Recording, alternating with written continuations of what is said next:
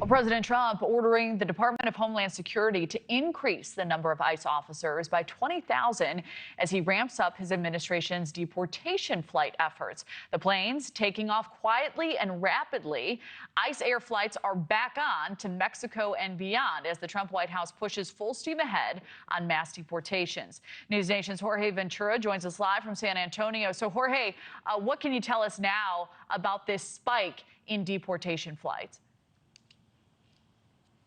Well, Kelly, sources within DHS confirming to NewsNation that ICE air deportation flights, at least 9 were scheduled this week to Mexico. That's up from the average of just 1 flight per week. Now, this comes as the Trump administration is seeking to ramp up those deportation numbers. Now, ICE air deportation flights have already deported over 142,000 migrants this year. That also includes 38,000 Mexican nationals, marking a major escalation in the administration's effort to move quickly and quietly. But it's not just Mexico. Political advisor Stephen Miller says that ICE is now flying deportees to far-off destinations, including Iraq, Yemen, and Haiti. Take a listen.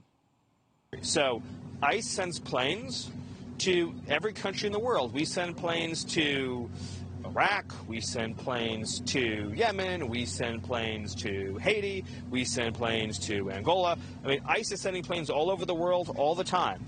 Anyone who came here illegally, we're finding them and we're getting them out.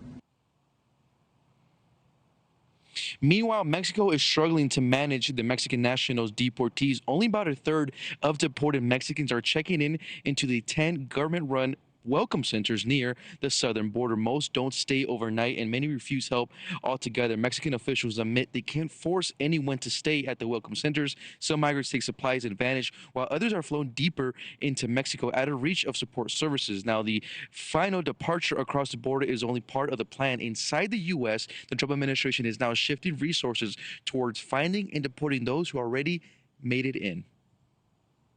Now that we have achieved the mission of sealing the border, you're going to see more and more resources and priorities put into the mass deportation program. And so on a day-to-day basis, you're going to see exponentially larger numbers of illegal aliens being arrested and removed from the interior. Now, Trump officials say this is just the beginning of what could be the largest immigration enforcement surge in U.S. modern history, Kelly. All right. And Jorge, what more are you learning now about how ICE decides where to send migrants? Okay, that's a great question. That's one that even Stephen Miller is leaving open. Now, Miller has stated that migrants are being deported, quote, to all over the world. Now, right now, there's no clear data that every deportee is being sent back to their country of origin. Now, what we're seeing when it comes to the high-risk individuals or alleged gang members, like in the case of Venezuelan nationals alleged to be trained that out with gang members being deported not to Venezuela, but straight to El Salvador, to its maximum security prison, SICOT, is that migrants are now being deported to now just their country of origin, but this is also a security strategy from the Trump administration. ICE is currently coordinating with dozens of governments across multiple continents. So officials say we could see even more of these flights ramp up in the coming weeks. Kelly. Right, Jorge Ventura live for us. Jorge, thank you. Thank you for watching. Subscribe below and download our NewsNation app right now on your phone, and you will get fact-based, unbiased news for all Americans.